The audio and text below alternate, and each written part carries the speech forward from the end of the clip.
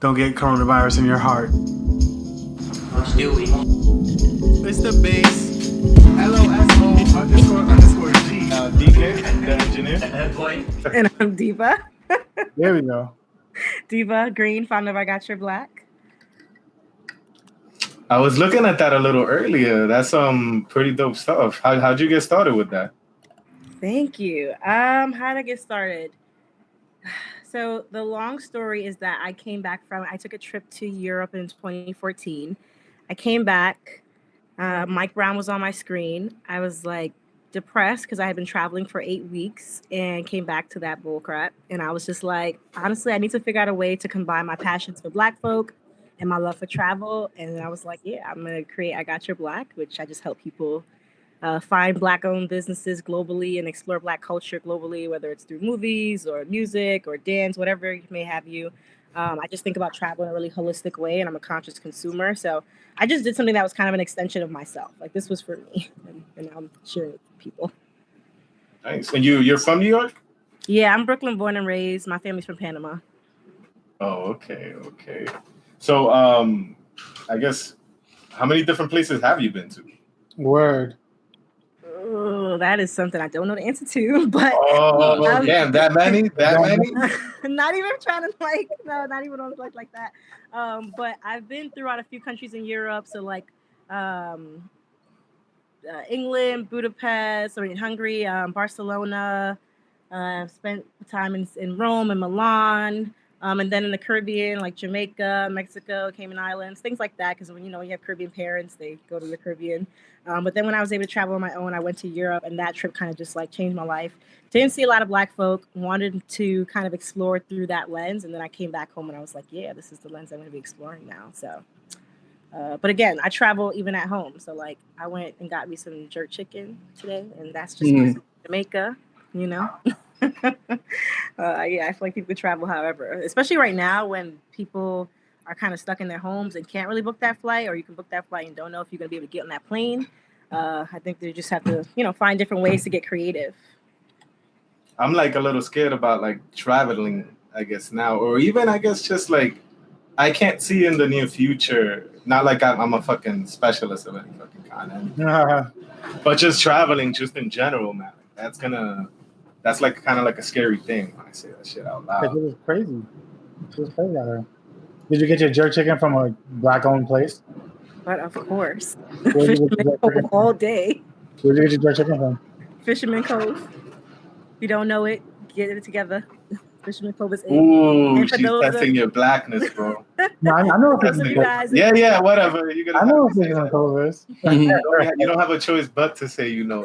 We live in like Flatbush, Exquisite. That's the other one. My top two. Well, Peppers. Oh yeah, Peppers. That's basic. Now I'm playing.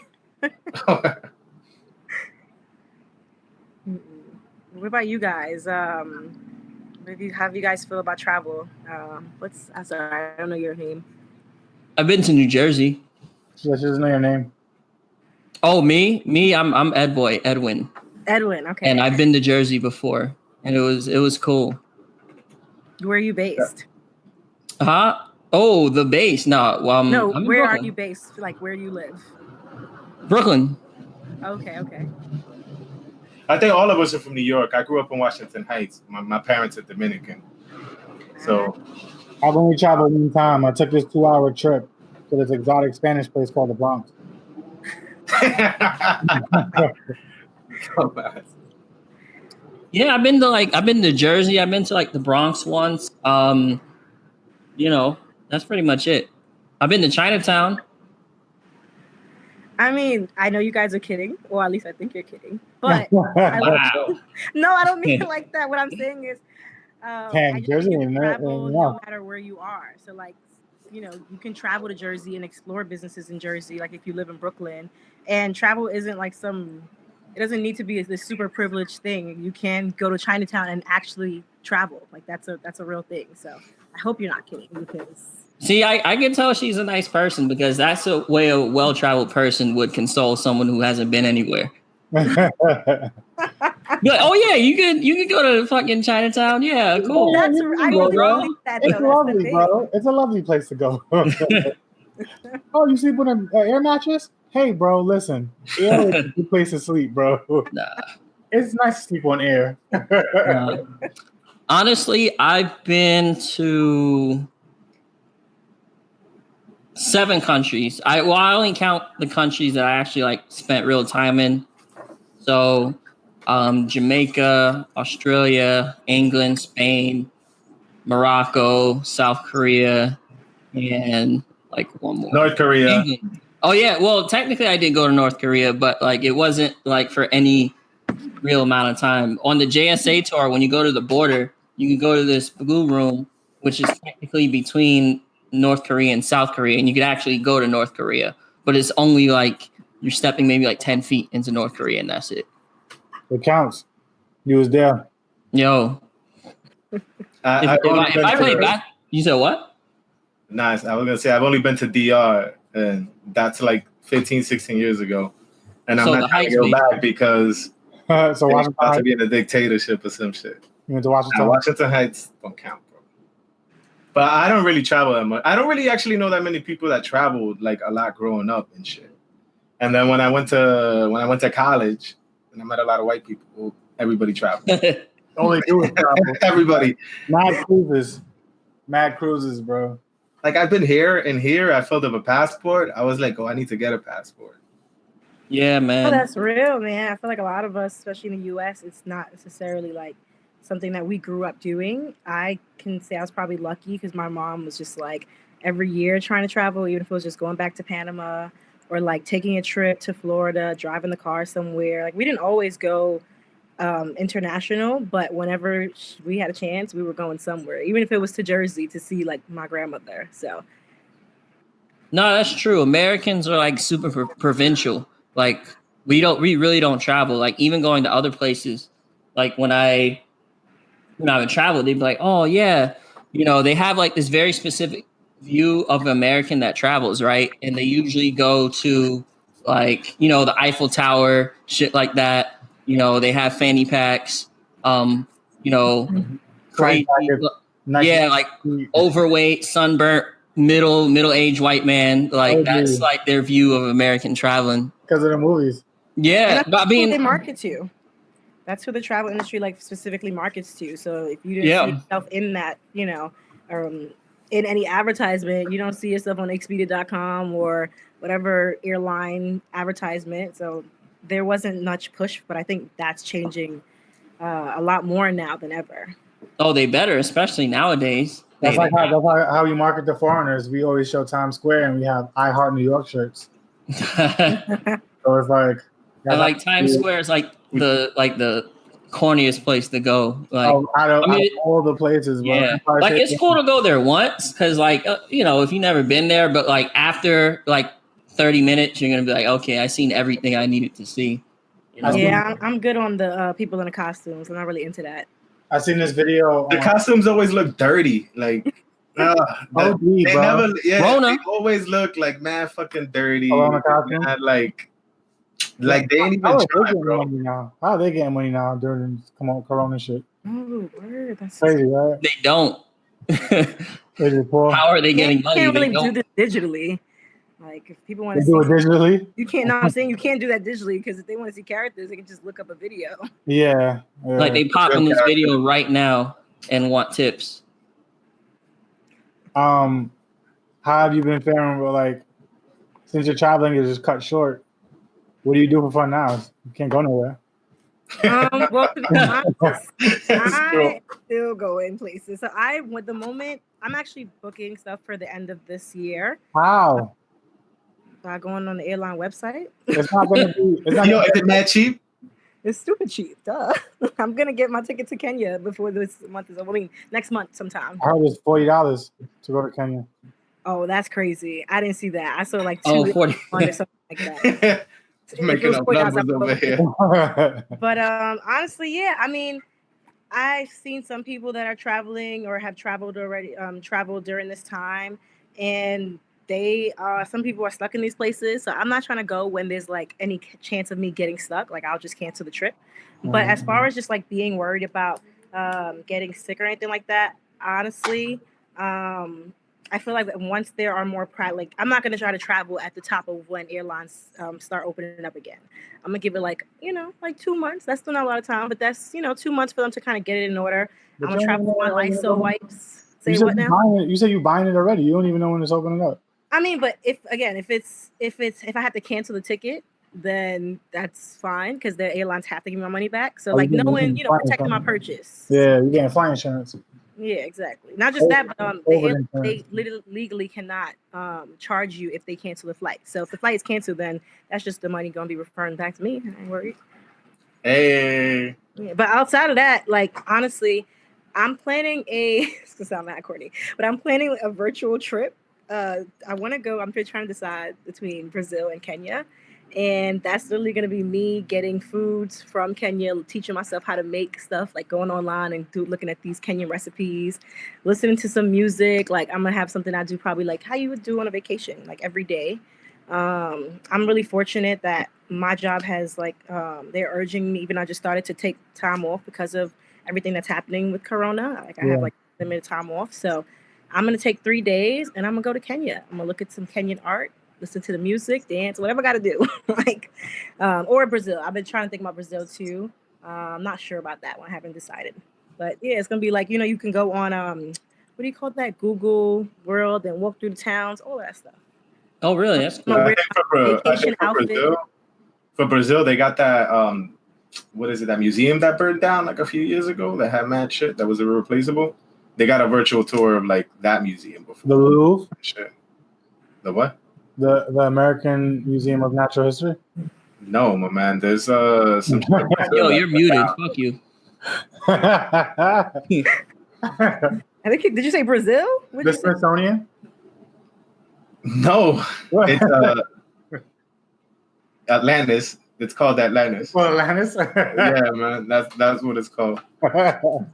You cornball. Yo, you're gonna have to do another one of those guide to New York Cities though after Corona's over, right? Honestly, I'm working on one right now. So yeah, I'm gonna have to because a lot of businesses are not gonna be open still. That's just the unfortunate reality. It's kind of sad. But what I've done to kind of combat that is by still supporting those businesses. A lot of people have they're doing delivery and they're doing takeout and things like that. So like I know my homegirl, her cafe was closed for a little while and they just reopened today. I didn't have time to order today because I was running around like crazy. But tomorrow I'm going to order me a crepe, make sure I support that business. So it's just like finding ways to, if it's financially possible, because you got the realities. Yeah, you got to have money for that. Yeah, you got to have money. But other than that, other things, trying to volunteer time, like whether it's getting groceries for a fair. And there's like different ways you could support each other. So that's it. Yeah, that's dope. That's dope. So when you travel, how do you travel? So like what I mean by that, like, do you get like big suitcases or you? Yeah, like some people travel heavy, some people travel to, see certain sites. Some people just want to see local stuff, things like that. Like some people like to have it. Carry weapons with y'all? Do you hitchhike? What the fuck? I have hitchhiked once, but that was unintentionally. You said what?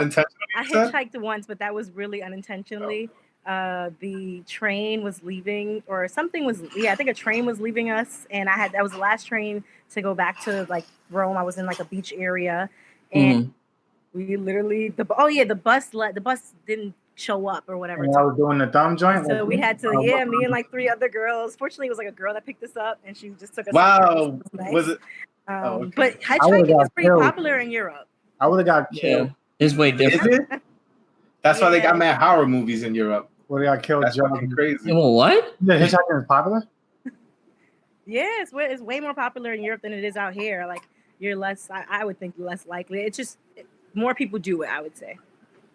The sense of community is different in other countries, particularly in Europe. Like, America's different, where most countries are really homogenous. So it's like people just have this sort of trust and shared culture. So they just don't have the suspicion that we do, where like, you hitchhike out here, you think you're going to get chopped up or robbed or some shit. Yeah. Would you pick you up, Edwin? You said what? would you pick you up? Hell no. Hell no, you Depends. would not make up. No, you wouldn't. You'd be You like, ain't- Not in the "Oh, U.S. that guy. Not in the US, but if I was in another country, hell yeah. It's Get Europe. the Fuck fuck it. out of here. We're in Europe. Why Yeah. not? Like when Why not get chopped up in Rome? I like it's just different. Like the energy is just different. Like when I was in Morocco, like we stayed with people that like we never met before. Like it's just completely different like set of expectations, you know. And don't get me Did wrong. you wake like, up with all your body parts? You said what? Yeah, no, I still have my kidneys and shit, bro. I'm good. It grows back, so who knows? What? No, it doesn't. It grows back little by little. Okay, all right. You feed it alcohol. To answer your question about how I travel, though, to be honest with you, it varies. Like right now, I feel like a lot of my trips have been about just like creating another guide and finding these businesses, and it's fun work. It's work that I'm really passionate about and that I want to do no matter where I go. But I'm not gonna lie to you, my next trip is probably gonna be like at least 3 days of me just like hanging back somewhere on somebody's. I mean, I always go to somebody's beach regardless, but like probably spend like a few days on a resort and then the rest of the days local. For the most part, my travel style is very local. I like to go to where the locals eat. I don't even like, even if I were to go on a resort, it really would just be for the beach chair and for like the accessibility for a massage and that sort of thing, because I want to relax. But outside of that, I'm not eating there. The food is usually not good, or if it's good, it's like American good, and I don't want to eat American food when I travel. I just say like I don't want to eat pizza unless it's like it's Italy and I'm eating Napoleon style pizza. Like I don't want to eat no burgers, no fries, none of that. KFC is mad good in Jamaica. You said, bro, what's good in Jamaica? KFC. All right, see, you're right. You're right about that. There are certain places. KFC slap in Jamaica. Good. McDonald's in Rome hit so hard, and I a Royale with cheese. A Royale with fuck. You got a Royale with cheese? When I went to Australia, people were hyping up. So they call, you know how we call McDonald's Mickey D's? They call it Macca's. He's like, oh, you gotta go to Macca's. It's way better out here. Like that type of shit. So Macca's, like Mackers.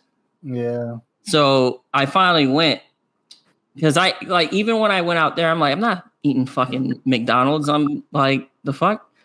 I'm like 15 time zones away. Why the fuck would I go to McDonald's? But anyway, I ended up going and it tasted exactly the same. It tasted exactly the same. And you're like, yo, it tastes better, right? I'm like, no, bro, this shit is like, this is a fucking quarter pounder, bro. It's the same shit. But one thing they did have different was like they had like different things that they put on the burgers. So on one of them, they had like beets and shit that they put on the burgers. They just have like way different things that they put on the things. But I heard like other places like in the Caribbean, like I heard KFC in like Trinidad and Jamaica is way better than out here. I heard like doesn't India have like a cheese patty? Because they're like vegetarian out there, so they serve them like literally like a deep fried like. Yeah, well they don't serve beef because of the Hindus out there. But yeah, in China they have like different shit. I did like one of my last papers I did in college was like a marketing thing, and I had to like pick a company and create like a marketing strategy and expansion or whatever, and it was a McDonald's, and that's why I found out like everywhere they go outside of like America and America adjacent places, they have like completely weird local shit, you know. That's interesting. Like they have pizza some places, they have fucking like noodles and shit. It's like which is way different no matter where you go. Speaking of pizza, Diva's the queen of pizza. The queen of pizza? He's Ninja Turtle. I would just say I'm probably like a pizza snob only because I've had the best pizza in New York, period. Her favorite is right, what's the top 5 places in New York right now? Domino's, Papa. What are you saying? Because you don't know. I'm playing. I know you don't know. Nah, Grimaldi's, Barboncino, Lombardi's. Oh, the Roscoe's, but they closed. Honestly, I only got top 3. What about Totono's? Out in Coney Island. You never had them? I don't think I have. Oh, then there's that place where I or L&B? L&B Spumoni Gardens? I don't know that I one know what either. you're talking about. You gotta go where the Italians are. Yo, you're making There's that shit one up. by Bro. Brooklyn You College. should say like, Italian sounding nice. shit. You gotta go. like- You ever went to Mooley's? In the movies, Mooley slaps. I don't know it. get the fried chicken special. the Mooley pizza. Dumbass. Nah, I need to go to more pizza spots because I love pizza. I've been to Grimaldi's. Yeah. I've been to Yeah. Roberto's. We haven't been to Barbaccino. For pizza. You should try L&B. Where is it? L&B's is like it's out in Bensonhurst, and they're like it's like a huge spot, and they serve like square pizzas, right? So I mean, they still have the regular pizzas, but they have like these Sicilian pizzas where it's like it's amazing. You gotta try it. Actually, some guy got murdered like a couple of years ago. It was like some sort of it was over like I forgot the exact story, but I read it in the Daily News. It was like some story, and the guy had the recipe to the sauce for L&B's, and he ended up getting murdered. It was like some mob shit. So it must be good. A stereotypical pizza and mobs. Right. It gotta be good if they're plankton. They're doing some plankton shit and killing people for the fucking ingredients. I want the secret sauce. Yeah, Krabby Patties. Krabby Patty secret sauce. What are you guys eating tonight? What? It's nice outside. People out. I'm about to go breathe the air. Oh shit! Okay. Get some COVID. Get some COVID running through my veins. Yeah, I mean, I don't know about that, but I'm definitely trying to get out too. Get some COVID in the system. Nah, I'm staying inside. I got work to do. But it is a full 80, 75, 80, 90 if you drink some Henny outside. So I'm gonna go on my roof, so there's no people. Well, besides me and my homegirl. You have to climb a ladder to go on your roof? You don't have to be allowed to go on your roof if you No, I said you have to climb a ladder. A ladder? Oh no. I just go to where I'm not supposed to go and then go anyway. Dangerous. You know how it is in Brooklyn. Man, she travels the world black. She'll go up a fire escape. Word. She hitchhikes. There's no danger in her eyes.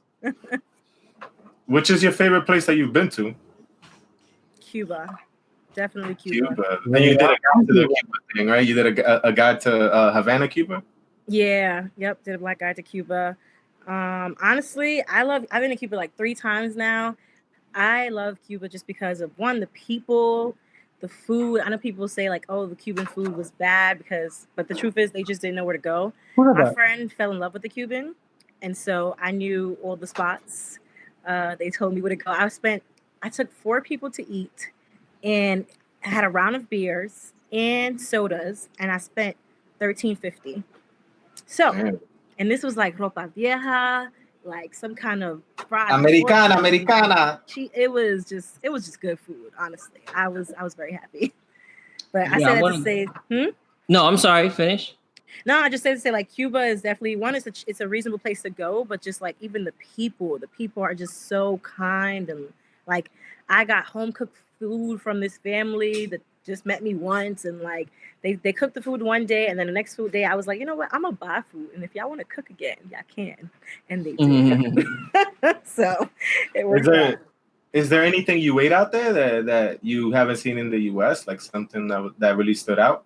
Iguana. Communism. Anything that I haven't eaten in the U.S. Honestly, they say suffering makes food taste good, or suffering creates culture. culture. I love the Cuban coffee.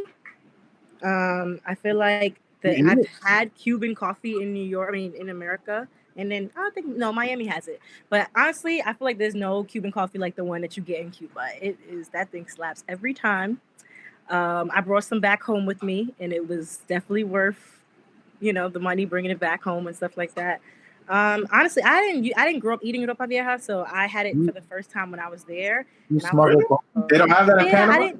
No, they do, but it's just not something like my mom doesn't cook a lot of beef and pork and things like that. So I just didn't grow up eating that. Like I would eat it occasionally, some steak, pepper steak, this and this. But honestly, ropa vieja is a traditional dish from Cuba, so it was nice to try to have it from where it comes from. Yeah, I don't think growing it up, that wasn't a dish either. Like, I think I've only had it like when I ate out and stuff like that. But Diva, is it Issa or is it Lawrence? Oh, you watched Secure? So Is it I Team- haven't seen the last 3 episodes. So if you're trying to, disturb I told you this already. No, that I haven't seen the last few episodes. No. But honestly, I feel like it's Lawrence. The last thing I saw was that he tried to ask her to not talk about his relationship with her to the other girl. And it's like, don't put her in this uncomfortable situation. That's your business. Like, if you want to talk to the girl, you just clarify your relationship and that's it. But I feel like Lawrence, he just be on some bitch shit. But we ain't even gonna go there because I haven't seen. Damn, I'm rooting for Lawrence.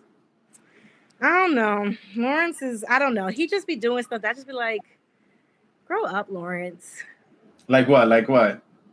Just like him literally going to Issa and asking her to not talk about him. It's like, first of all, that's not that she doesn't owe you anything. She doesn't, like, the onus is not on her to make you look good. You just gotta move on and live your life. But she cheated. And they weren't on a break. She don't but they weren't on a break. See, you're telling me the stuff that I'm not supposed to know yet. I told you, last episode. They were not. No, this is from season 1. That's what they had. Yeah, season 1. Season 1 with the okay. I heard they were gonna get back together. I mean, he was sitting on his behind. Like, not to say that that's a reason to cheat on him. She should have just left him. But honestly, he didn't decide that he wanted anything better until he got cheated on. She should leave him because he's not doing well for himself? No, she should leave him because he wasn't meeting her needs and not doing anything to support them growing, nor himself. He's not even helping himself grow. He ain't gonna help you grow. Ooh, let him know. Let him preach. So Dip, what is it? How long do you wait to realize that you should leave somebody that's not meeting your needs? 5 years. Because you wait 5 years. I mean, that's how the benchmark. She waited 2 years because that's how long he was sitting on his behind for. I feel like the benchmark is different for everybody. That's based on your feelings and how much you feel like you communicated your needs and how long, what your bandwidth is. Everybody has their different bandwidth. Me personally, I'm not waiting 2 years. But also, ooh, she be dropping them. I'm saying that, but like, I don't think I'm thinking. Get out of here. You don't want no interviews? I'm out. You got to make the black guy to dropping bums. Word. The black guy to leaving black men. Mm-hmm. I got you, black. Not you, black men. I support them. But I gotta support myself first. Hey. And that's everybody. I feel like that's one thing that Black people in general need to get recognized. Self-preservation is number one. You gotta take care of yourself before you can take care of anybody else. Do you come across situations often where the guy is taking care of the girl, like how Issa was taking care of Lawrence? and then when can he leave? Why you laughing? Why are you laughing? Because I feel like Black women are always taking care of somebody. Like, that's literally what we do. Not for nothing, but like that's literally what we do. I'm sorry. Too loud? Cool. How you do? I'm sorry. I got Caribbean parents. You too Latina. Like, stop being so Latina, so loud. Your mom's from Spanish? Yeah, she's both my parents are Panamanian. And no, I didn't put that in there. Talk to my mom now. Yeah. Mm-hmm. This is my interview, by the way. So yeah. Interview. But yeah, no. I feel like Black women, Latina women of color, in general, we always taking care of y'all. Like, I feel like I don't know because I'm not a white woman, but it just seems like they're the only ones that get taken care of. Just like, But I could be wrong because I haven't lived that life. I've only seen my can't be white. My family, through the experience of the lens of a Black and brown experience. So 10-4. Yo, so how do you feel about the girls? How do you feel about Molly? I feel like everybody else got something to say about Molly. Yo, I like Molly. I'll put it out there. I like Molly. I feel like I relate a lot to like what Molly's driving, shit like that. You move like her. That's why you move just like Molly. I love Molly, but I also recognize how problematic she can be. Are you Molly? Which one of the girls are you? There's 4 of them. Honestly, I feel like I'm Issa, but of course, but just in reference to like some of the things that she's experienced in life, from like going to working at We Got Y'all and dealing with crazy white folk to like doing her own thing, and now she seems to be thriving. So I feel like I've kind of lived a similar life in that way. And I also know people that, you know, have done the Molly thing and kind of been, you know, very like goal oriented in a very specific kind of way and kind of has their things in order, but then they you know, emotional or personal life is not so put together. So, you know, I have some, I extend grace to Molly because you can't be an all perfect person. But yeah, she be doing some little selfish stuff. You know, she be Mollying. Hey, Molly. Mollying out. You guys gotta watch the Last Dance documentary, man. I haven't seen all of it. I've seen some pieces of Last Dance. Honestly, Sundays are kind of my chill day, and I could chill and watch that, but I just be want to like do nothing or. You have a whole computer you can watch it on. No, I know, but I like even the screens. I want to leave the screen from Friday because I spent all week on the screen. So right now, you're pretty lucky right now. Are you like a reader, or do you watch TV in your spare time? Like, are you? What's your which one of those hobbies you like to do more? Neither. No, I'm lying. I probably would say I'm more on the reading side, but I read for like the purposes of information, not like fiction and that sort of thing. I prefer to be outdoors or drawing or creating, or I'm a music person. Like that's really like the number one medium that's always going on. Most of the time I can't get work done until I've chosen my proper playlist. Like I'm going to clean my room tomorrow and that playlist has to hit so hard because my room is looking crazy. So do you play instruments? Do you play an instrument? No, but I wish I did. And I actually was thinking about buying that. I don't know what they call it. I call it the Erykah Badu machine, that thing that she presses on. The harp? What'd you call it? A harp? No, it's like she taps on the buttons. Oh, you want an MPC? I think so. I don't know what the fuck that shit you is. want to make beats? You want to make beats? I want to mix all of Fruity my Loops? favorite sounds and be on some like girl talk stuff. I don't know if you guys know what it is, but it's like he's this amazing DJ, or at least at the time it was amazing when I first listened to him growing up. But yeah, I want to mix like all of my favorite music. So like I love honestly a lot of genres, from like the salsa I grew up on to jazz to like I listen to some Pop Smoke too. So I kind of want to see how all of these things that I love sound together. Nice. So buy one. You got mad time. What you doing with it? Oh, that's. I've been actually researching, but I don't actually know the name of this machine. So What told you? Edwin, if you want to send that to me, please. What did you type into Google? You didn't type machine Erykah Badu be tapping and making beats with? I knew the name like a few months ago, but I forgot the name, to be honest. I know it's like a sound mixer somebody. And also these things are mad expensive. Like they are. Because you're fully. But you could buy a cheap one. Like if you're just trying to learn, you could just buy, go to eBay, you get a good quality one for like cheaper and just start messing with it. Or you could get a table, make a fist, another hand. Just start making beats. Classroom, lunchroom type. Not cheap. It's free actually. You rap or something? You spit? You sing? Her name is Diva. Of course you rap. You have to. Rap. Diva's I'm rap. not talented in that capacity. I just talk to people. That's it. Are you sounding like you're about to rap right now? No. I just talk to people. I can do something melodic with my voice. I just talk to people. There's no creativity happening in that realm. Mm-mm. I mean, I used to do poetry when I was younger. Oh, okay. Now we when get I was younger, but like okay. that's an old part of my life. Poetry is rap adjacent. Come you on. You gonna spit something? This is true. You gonna spit something for the podcast? Nah, sorry guys. I don't got nothing for y'all. I'm not about to embarrass myself on this. We'll do that. We'll fix it in the editing. We'll fix it in the editing. Right, we're gonna cut and scratch and make it sound like you're saying a poem. Nah, yeah. I'm good. You're gonna use that against me later when I got your black is big time popping. I'm good. You think she's great. Look at these lines. Look at these poems she kicked about poverty. About poverty. So I guess how are you like spending your time now? Since you can't travel.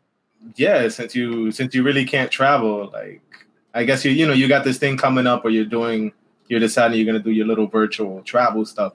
But besides that, you know, like, what do you do for fun? Like, you want to watch TV? I guess you want to make music. You're trying to make beats and shit. So I definitely need to order. I've virtual talked about this travel. sound machine like I think a few times in this past week. So I think I'm gonna actually look online and figure it out It's time. for a reasonable price.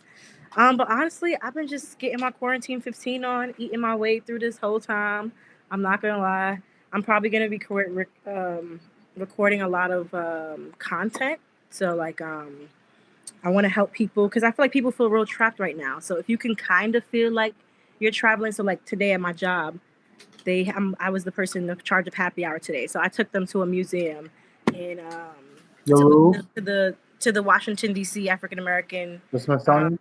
The Smithsonian out there, and just walked them through that whole thing. So like, I mean, honestly, it's nothing like going to it specifically in person, like and enjoying it there, but just finding ways to still travel, whether it's reading a book and learning about this specific culture in the diaspora, whatever it may be. Like honestly, I don't feel like the travel has really stopped for me.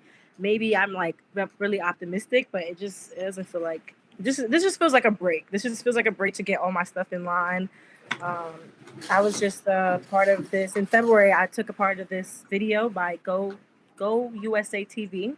It was in partnership with Americanos. With Vibes, Americanos. Yeah. And so, that just released. So I haven't even watched the video, to be honest with you. I saw you up in that video looking all professional. It's about Narcos? I don't even know what I said. I'm so nervous to watch it. Levon was with me when I got the link, and I was like, this is scary. It's about Narcos? No, Americanos, the YouTube thing that I did with Go USA TV and Vice. What was it about, though? Well, sorry, that's what you said. It's my section was really just kind of talking about how I use the Afro Latinx Guide to NYC to explore different businesses and to explore Latinx culture in New York City. So that's what I know I was talking about, but I gotta watch the rest of it to see what the other creators were chatting about.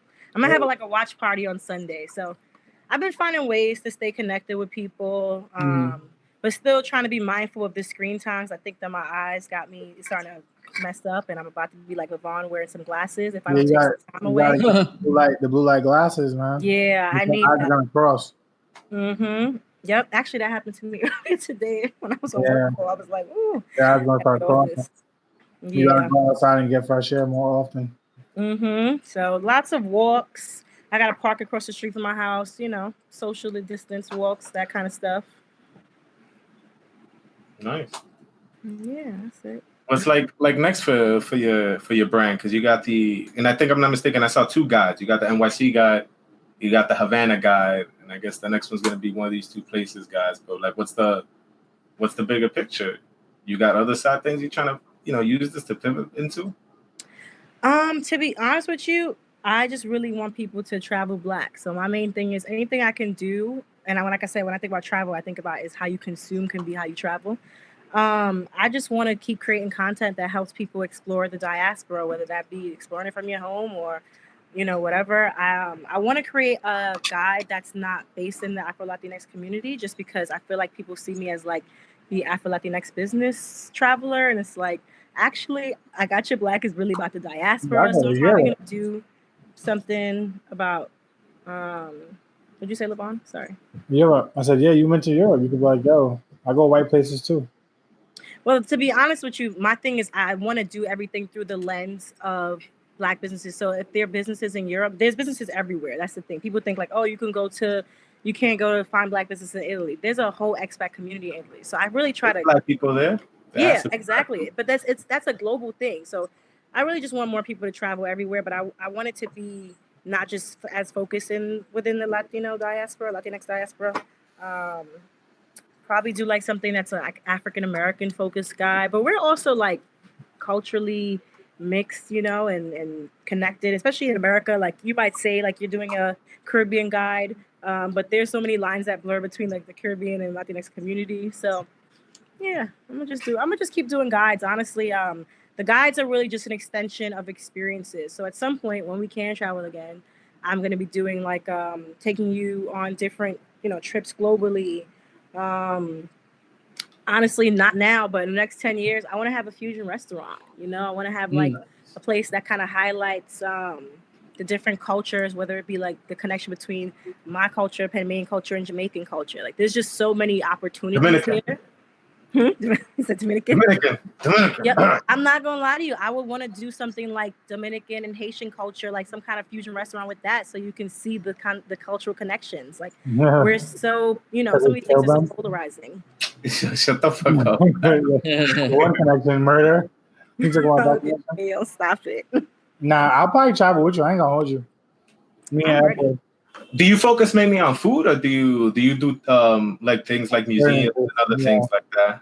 Yeah, I do museums. The New York City God has like a movie theater. There's a black movie theater? There's a black-owned movie theater, The Stewart. Oh, you Magic Johnson. Magic Johnson Theater in Harlem. No, not besides that one. That one, they got that one too. It's called The Stewart. Oh my gosh, I forgot the name of it, but it's in Greenpoint. And it's owned by this woman, this Afro-Latinx woman. She has everybody from Netflix doing parties there and like hosting screenings. I gotta pull up. I didn't know. I gotta look at this guide. Yes, and it's free, so download it. I love that. That was dope. But all different kinds of business. Like this guy, he does this thing called Garifuna aerobics. It's basically like Garifuna culture mixed with aerobics, and so just find different ways to explore. That's really what it's about: supporting businesses and being really conscious about how you do that. What's the design for your shirt? Hey, thanks for asking. I got your black. Hey. Oh, that's crazy. I totally see what you did there. That's crazy. Thank you. Link down, I got your black. You guys cop the shirt. Yeah, honestly, I wanna. I haven't had the bandwidth to figure this out yet, but I want to drop some more clothing during this time. Probably sometime in the summer. I feel like people, they down with the brand. They enjoy, just like what it means, what it stands for, and like just seeing it. So at some point this summer, I'm probably gonna drop some clothes. Yeah. Okay. So this is day by day. Wait, so this is the whole. This sounds like the beginning of a whole, pandemic. What? No, it sounds like it's like a brand that could branch out into so many things. Like, I noticed, you're talking about restaurants, you're talking about connecting businesses, you're talking about creating businesses, you're talking about creating, clothing brands. You're trying to cash in. I mean, not even, but it's like it's good. You're creating infrastructure, so like you could keep it as broad as you want, or if you really want to, you can make it as niche as you want. So I think it's really cool what you're doing. It's like you're not limiting yourself. Thank you. Yeah, I mean, the restaurants and stuff like that is something I imagine I'll be able to take my brand into like 10 years down the line once I've established myself as like the expert on culturally exploring the diaspora.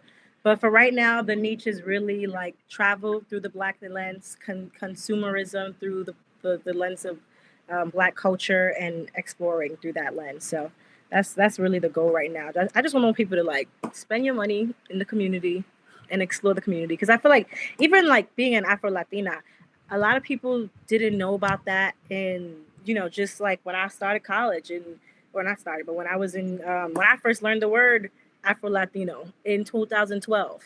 So that I found out last year. Last year? Me too. Because I kept calling Jose Spanish, and he said, "I'm not Spanish. I'm Latin." I was like, what's the guy from Spain? I'm Latinx. I've never been to Spain, bro. I'm American. Word. Who's the Spanish guy? USA. Yeah. I just tried to teach my boyfriend that. I was like, he's always calling people Spanish people, and I'm like, and now he says it. He's like, oh, Latinx. I'm like, yes, you got it. So it's a lot of unlearning. We gotta unlearn stuff. I grew up calling people Spanish. Nobody ever stopped me. It's funny because like even like Hispanic kids that I would go to school with, like they would call each other Spanish, and it's like, right, bro, you go to Spain looking how you look, and then you say you're Spanish, you're gonna laugh at you, bro. Like it's crazy. Funny enough, Spain is where I didn't experience any crazy stuff in Spain. Like I would say like in Italy. But yeah, I seen some like people that was just not trying to have a conversation with me until they heard my American accent. Fuck you speaking Spanish to me. Mm-hmm. Fuck is wrong with you, nigger? Basically, that would be the look. If not like, I mean, I didn't get that explicitly, but that definitely was like the look. It was like, let's end this conversation as quickly as possible because I don't want to talk to this nigga. Yeah. It's interesting because it's like Europe in general, their culture. It's like I've often gotten the remark that Americans are like a lot friendlier, as in they're more outgoing. Like, for example, you know how sometimes, let's say, for example, you've been on, I don't know, like a train platform and holy shit, it was a motorcycle, my bad. You're on a train platform and let's say the shit is like in your room. Yeah, I know, right? I'm just revving the shit. So let's just say, like, I don't know, like the train is late or something like that. And then you start talking to someone next to you about how the train is late. Like, that's just a random conversation that happens. That shit really doesn't happen in like England and Europe and things like that. People who don't talk to each other. They're on fucking time out there. That's why.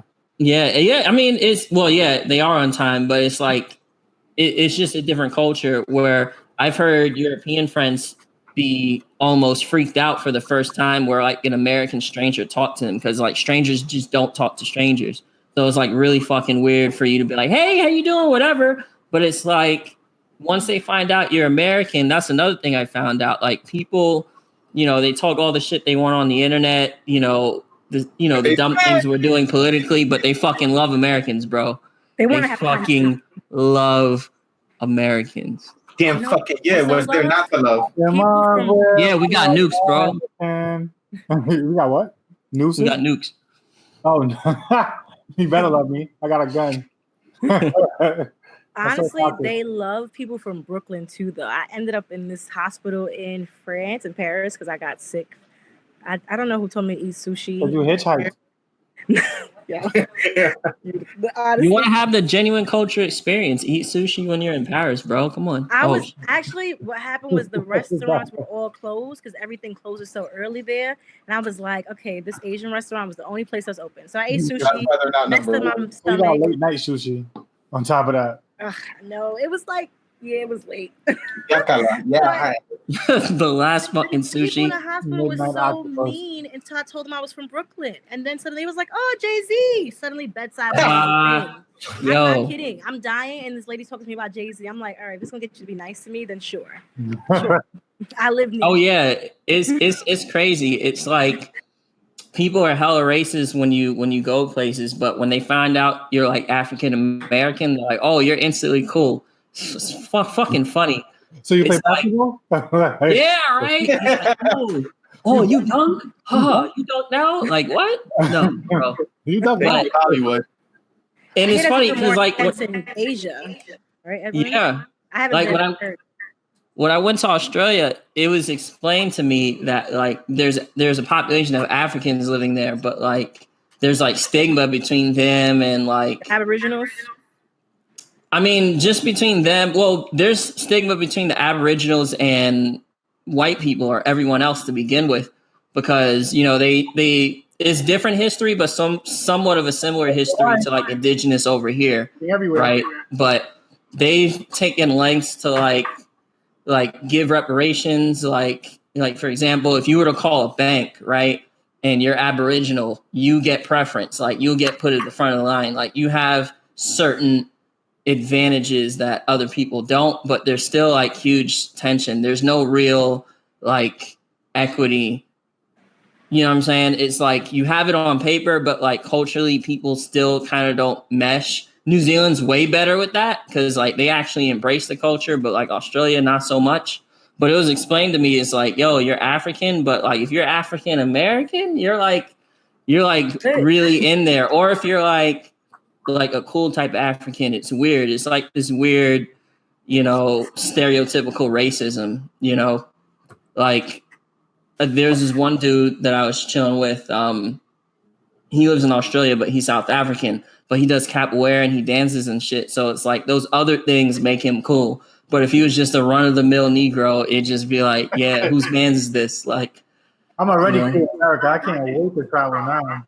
Oh my God, bro. Yo, you're going to be this shit. I remember when I was in London, and there's this area called Shoreditch, which is kind of like a gentrified area. I compare it to like Williamsburg. It was where I was staying, and apparently a lot of black people used to live there.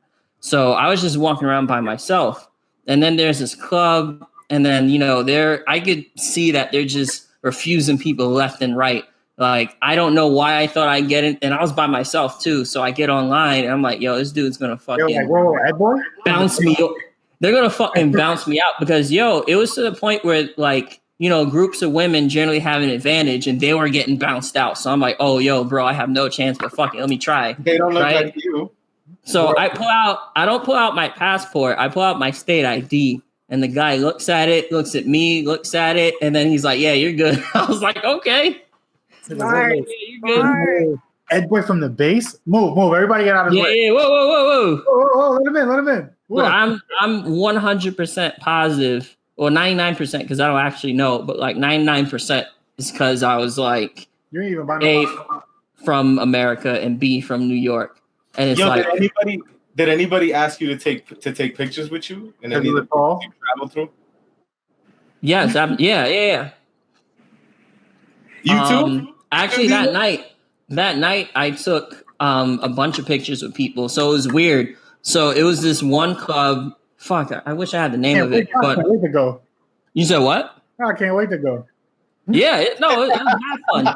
So they had like different rooms. So you had one room was like they had house music. The other room they had like British grime music. The other had like sort of like American pop-ish top 40 type stuff.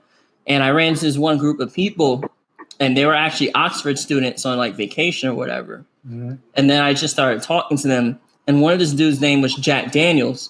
Like, that was his actual name. So I had to take a picture of his ID, which I did. But, yeah, they just wanted to take mad pictures. Did you steal his identity? You said what? Right. You were identity? No, because he was like, my name is Jack Daniels. And, like, up until that point, people were saying a lot of stupid shit to me that made no sense. So I was like, yo, bro, let me see your ID. And then the shit said Jack Daniels. I was like, all right, bro, you got it. You got it. You got it. But yeah, it's like people are buying me drinks. Like it's just this weird treatment. Yeah, there's black privilege when you travel in certain places. But black American privilege very Yeah, exactly. Because all the negative stereotypes they associate with you, but like if you're out drinking, they're like they just, put that somewhere else and want to associate with the positive. It's weird. Speaking of being black, and playing basketball. So the Last Dance documentary. So the episode is one episode in the Last Dance documentary that speaks on what basketball was before Michael Jordan and what it turned into after him being in the league. So apparently, like, basketball was a fucking joke before, like, outside of the United States. Like, it wasn't a respected sport. Like, people liked it, but people didn't care about it until Michael Jordan came. And like, when he did the Olympics with Magic and shit, and they fucked shit up, and people was like, "Yo, yeah, these people are nice. Like, these niggas is nice," and they used him to market basketball to other countries. That's when other people started playing basketball and all this other shit.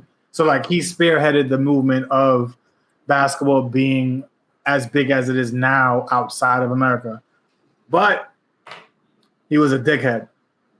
Yeah. I mean, if you watch the documentary, and you guys got to watch it, please watch that shit. You learn so much about why he's a dickhead and how he's a dickhead and like the culture climate, how it was back then and shit like that. He was like, fuck that. I ain't know Muhammad Ali. I just want to play basketball. Like, stop trying to get me to be about activism about that. Mm-hmm. I just want to play ball. Stop talking to me. I just want to play ball. And niggas was tight. Niggas was like, oh my God. He was like, yo, I'm just a black man playing basketball. I do not care about being a social movement. And everybody was like, oh, you're never going to be good. You're never going to make it. He was like, on some ASAP stuff? Huh? He was on some ASAP Rocky stuff? Yeah, he was on that type of vibe. But ASAP Rocky was more disrespectful with it when he said it. But he was on that type of vibe. But Michael Jordan had this mindset. But the consistency in the documentary is that he had this mindset of his coach was like, yo, there's no me and team. But he was like, there's an I and win, motherfucker. Like, he just had a strict mindset on, I'm going to get my team and we are going to win. It doesn't matter how I treat them. It doesn't matter how much I respect them. It's about us getting this win, and that's all it's about. Like, I don't want to be your friend. I don't want to meet your mom. I don't want to go to dinners with you. I don't want to chill with you. I want to win. That's how I treat my coworkers, though. Huh? That's how I treat my coworkers. Yeah. So I thought about you when I watched the. Oh, shucks. No, I'm playing. But he's like, yeah, you're not great. Never mind. Like, if you watch it, he just has this really killer mindset of just efficient, establish, and just keep it moving. And then he had like, if somebody said, "Yo," some dude said like, "Yo, good game, Mike," and he was like, "All right," and then he played him next day and dropped like 40 on him, like just because the nigga was talking shit to him, bro. It was like, it was crazy, bro. I mean, that's a common trait with people who are like really, really successful, and particularly in like athletics or like certain things that are like really like meritocratic. You know what I mean? Like people who just want to work as hard and they don't give a fuck. They're almost like sociopathic with it. Like they don't give a fuck. Yeah. Like, it's really easy to succeed in those things where you don't give a fuck. Like, for example, like someone like Michael Jordan wouldn't do well in like, at least in my opinion, like if it wasn't for basketball, he wouldn't do well in like other facets because he doesn't come off as like a political person. Like you said what? Oh, well, yeah, like baseball, but like, I mean, had he put the same effort in baseball that he did with basketball, like I believe he probably would have been, maybe not the best, but he would have been good. Like even in baseball, he wasn't like trash. Yeah, he wasn't. He wasn't super trash. Like to play in the minor leagues it's hard just to play in the minors. It's like it's different in basketball because like basketball, natural talents could take you to the NBA. Not saying that you don't have to work hard, but it's one of the few sports where one person can take over a game. Like baseball, that's not happening. Like and you don't find like 18, 19-year-olds in the major leagues. You don't get it till like most people don't make it. And the ones who do make it are like in their mid-20s by the time they make it, unless you're like a beast, But yeah, Michael, I gotta watch that shit. Well, even if I don't watch it, I'll just keep giving you synopsis on each episode. This shit's really good, bro. Yeah, it looks good, bro. It looks good. I mean, I even understand how like he would think because like, the first 7 seasons of his career, he was still one of the best players, but he didn't win shit. And I could imagine someone that competitive, that shit boiling up like every fucking year, like always losing to the Celtics, always losing to the Pistons. It's like, fuck, man. Like speaking of the Pistons, they showed the Piston episode and they were talking about how 89 and 88, the Pistons were the most hated team in the league. Hell yeah, bro, because they were fucking dirty. They used to just beat people the fuck. They said literally beat people up. They literally said we weren't. It was like we're not athletic. We aren't really good at the game of basketball. But you come in that hole, you not leaving that hole. Bro, they're fucking trolls. There's a whole documentary on that by itself. There's a 30 for 30 on the bad boy Pistons. You should watch that because it's like, bro, they were fucking assholes and a lot of people were not apologetic, bro. Like these guys are like 50, 60 years old and be like, yeah, fuck you. Yeah, I hurt that guy. Like, damn, bro. Like with the fashion, like they were happy. They show one part, like Michael was just talking about it. He was like, yo, they beat this shit out. He said, I went to the gym because they were just beating this nigga Michael up. And they said they had a rule called a Michael rule. Like whenever he goes up, make sure he go down. Like so anytime he would do Air Jordan shit, niggas would clip him and put him on his head. And they'll go through players to foul him consistently. Like if you gonna foul. And they were trying to take Michael out, bro. It was crazy. It was to the point where they didn't invite Isaiah Thomas to the Dream Team because nobody wanted him on the team because the Detroit Pistons was such a fucked up team, bro. Yeah, legit. Like they had the credentials, they just didn't allow him on the team. Like if it wasn't for basketball, like half their starting lineup would probably be in prison. Like, they were that dangerous, man. Like they just beating people up. It wasn't basketball. They should have did boxing and UFC. Basketball. I feel like basketball is so different now, though. Like back then, oh hell yeah, more aggressive, and now it's like They don't even touch. yeah. I don't think it's like not. People say it's not as good, or it's not. You know, it's not the same sport. I think. I mean, I think it's just a different sport. I watched this video with Kevin Garnett, and he was just talking about this time where he was playing against Michael and like getting real, like he was feeling himself or whatever. And Michael was like, "Oh, word? You feeling yourself? You feeling yourself?" And just like trashed his shit the whole game. Like after he was like, "Oh," he stood on his like back arm or whatever. It was just like, "Hey, I got this," and just like shitted on him. And I feel like that kind of like the way they play the game now, like you don't really find people like with the exceptions of like a Kobe, you don't really find people that have that same kind of mentality. Like, yeah. Oh, we gonna, you know, I ain't even playing with you. Like this is not a game. This is real shit. You know what I mean? Yeah. That's not the same game that they're playing now. Not to say it's a bad game. It's still a good game. It's just different. It's way more of a business. It's like the NBA, to their credit, did a good job of really monetizing this shit because it's like it started with like Jordan was like the second level. It's like first you had Bird and Magic, right? They were the ones who kind of made NBA, okay, this is like not a joke anymore. Then you had Michael took it international. They're like, okay, now that we're international, let's make it so that, you know, we change the rules just a little bit. So there's like 130, you can drop 130 points every team. Right. People like buckets. You know, we're going to call little ticky-tack fouls. You know, we're going to make it so that the 3 ball is like the main way to like score. Like it's just different. So it's just a different thing. And even the players understand it. The players, or at least from what I gather, they're just like, why the fuck are we going to destroy each other? Let's just make money. Like who really gives a fuck? Like, and I feel that too. Like, you know what I'm going to say? Fuck all that shit. LeBron's better. Then Michael Jordan. We're not doing that on this call. Nope. No, thank you. We're not talking shit about LeBron with no presence. Oh man! Controversy. Not happening. What? Well, I'll put it like this. Are you a LeBron fan? Are you a LeBron fan? I am fan? a LeBron fan. Yes. Ooh, I'll put it like this. It's like Michael Jordan is the best. However, it's just like they just played in different eras under different circumstances. It's 2 different games. Why are we comparing apples to oranges?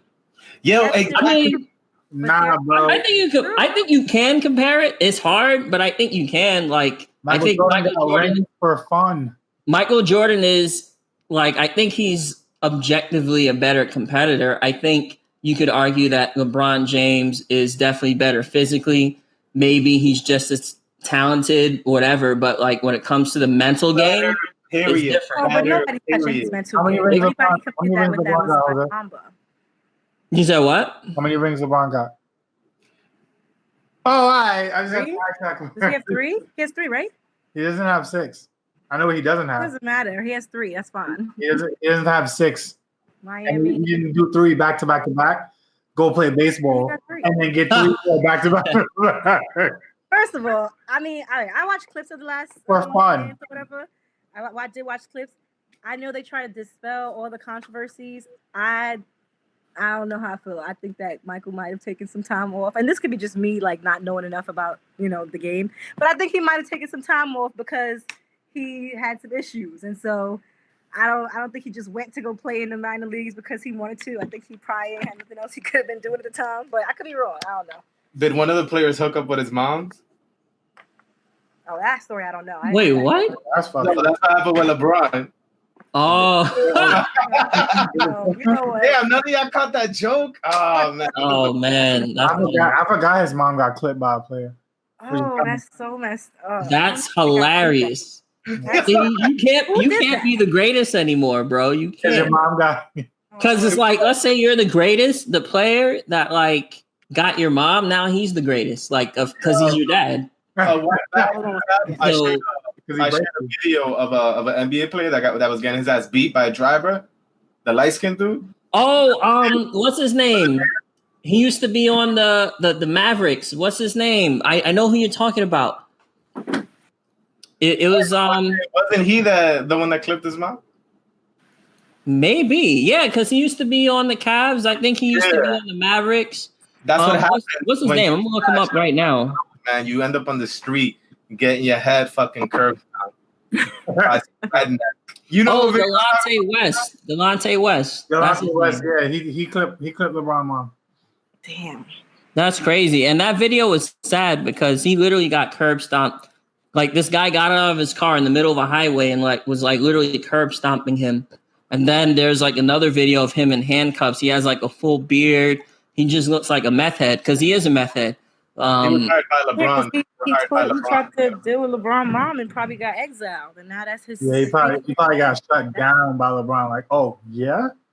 Nah, I doubt. I doubt. Because he played. That's not the punishment you deserve for hooking up with somebody's moms. No, I mean I doubt that was the case. He was just a drug addict, and it got the best of him. Like that's what happens to a lot of players. It's just that he was publicized, but most players they burn through their money like crazy, and they have all types of problems. It's like you're giving kids who never had money like money. So it's like I remember something like 80% of athletes like go bankrupt within like 5 years of like them not playing anymore, which is insane. Because most of them don't realize their shelf life is like 2 to 3 years. Like most players don't have 10-year careers. Most of you have like maybe 2-year careers and you're done. You hear that? They gotta follow the Shaq method. Shaq, like his mom or somebody in his family, like really urged him to have like a financial manager. And now look at this guy. He's in every advertisement ever. He doesn't have his own show or something like that. Yeah. Yeah. But I don't think it was like that. Yeah, I thought I remember, and correct me if I'm wrong, that like his first check, like he bought mad shit for like his parents and stuff like that, like matching cars, and that he didn't realize that taxes were gonna come out his shit. He didn't know what those were. Yeah. Oh and my then he was God. like, wait, it's not this. And then they got the money manager. Yo, so many. Then every athlete should get a money manager, bro. Like, bro, going to school for no fucking what is it? Public relations or visual arts shit, the motherfucker should just go and learn a little bit of personal finance or whatever. Literally. Everybody should. Like, honestly, even me right now, I have like this one credit card bill I need to pay off. And like, I'm literally going to enroll in this class, the budget. I don't know if y'all heard of the Budgetnista, but I'm literally going to enroll in this $30 a month class just so I can figure out the way to strategically build and pay off my credit card. Just because it's especially during COVID when I could probably not get interest rates because of what's happening. So before I pay it off, I'm going to figure out that information so I can actually call and then maybe negotiate. But that's something that I wouldn't even have known had I not seen an article about it. So we all need some financial literacy. I think the one thing I'm most upset about, and I wish I would have learned sooner, is really more how to negotiate like a salary, like when it comes to that's the most popular. Because that's the one thing that like I definitely am still trying to learn. You're trying to learn your worth? Because like I don't even know, like I don't know people that do what I do now, or people that weren't white before. I'm an engineer. I'm a data engineer. He's an assassin for now. But like I didn't even know how much to expect salary wise. Like none of that shit. I had nothing to compare it to. And it's like the only way I found out now how much other people are actually getting paid is because people literally have come up to me and like, yo, how much you make? I'll tell you how much I make, and then we just exchange like that. And then that's how I find out I'm underpaid. Nah, Dike, llámame, because this is literally my arena. The time that I learned how to negotiate my salary literally changed my whole life. Like this job I have now, even though I'm remote because of COVID, I tried to negotiate my salary higher. And when they said, and that was probably the first time I've ever gotten a no for negotiating my salary, I was like, all right, so then I need to be remote on Fridays. I'm remote on Fridays now. I'm remote period now, but when we go back to work, I won't be in the office on Fridays. That's just like, you got to figure out different ways to negotiate. I have unlimited vacation. Like, I'm going to try that. I'm going to pull up at my job. Like, yo. And there's language. Like, literally all of my 100%. Go ahead. Nah, yeah, all of my friends, they just figured out. I literally was like, here's what you say to these people. One of my homegirls went from making 50 to 65. There's just literally, it's like, hey, based on my experience and my skill set, I think I deserve this. And then you wait, you play the game, you do the poker face and listen and see, you know, what they're going to say back to you. And they say, oh, we don't got it. It's like, okay, I'm sorry. That's unfortunate. This is what I think I deserve. And then they usually go back and they go to their bosses, you know, you ask them to check again. And they usually go back because they don't expect you to, they don't expect people of color to even negotiate. That's just number one. As a woman, that's even worse. But like in general, they don't expect people of color to negotiate. So you kind of trip them up when you do that. And people are so guarded. There's a few coworkers of mine that are just like real weird about that. Like when the whole thing with salary came up and I was like, how much you make? They just like didn't want to tell me. I was telling And I them. would just tell them mine. I'm like, I don't give a fuck. And you can guess what they were. American. I think it's about tact too, like how you ask that question. Sometimes like people like want to know, are you trying to check my pockets? When it's like, I'm actually trying to figure out where I can go with this. So, figuring out ways to strategically get that kind of information. Like the one thing I'll say is I can figure out how to negotiate a salary based off of like corporate and stuff like that. But I'm still figuring out how to get these Instagram partnerships and how much to have Airbnb pay me when I go and stay in a hotel there and like that. Yeah. So that's literally, I'm going to get that information by talking to other influencers, whatever you want to call. Yo, that boy, she pays $30 to do what you do for us for free on this podcast. Oh.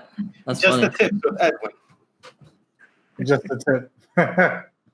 Edwin works in finance. He's a finance bro. If you couldn't tell, He's a finance. You could tell. You could tell. Look at his mustache. You can see the finance in his mustache. He has the I work in finance angle like his camera. Yeah, I'm a scam artist, bro. I'm the guy who calls you and says I'm from the IRS. Oh, You're that motherfucker that calls me every fucking morning? Yeah, and I put on an Indian accent just to trip him up.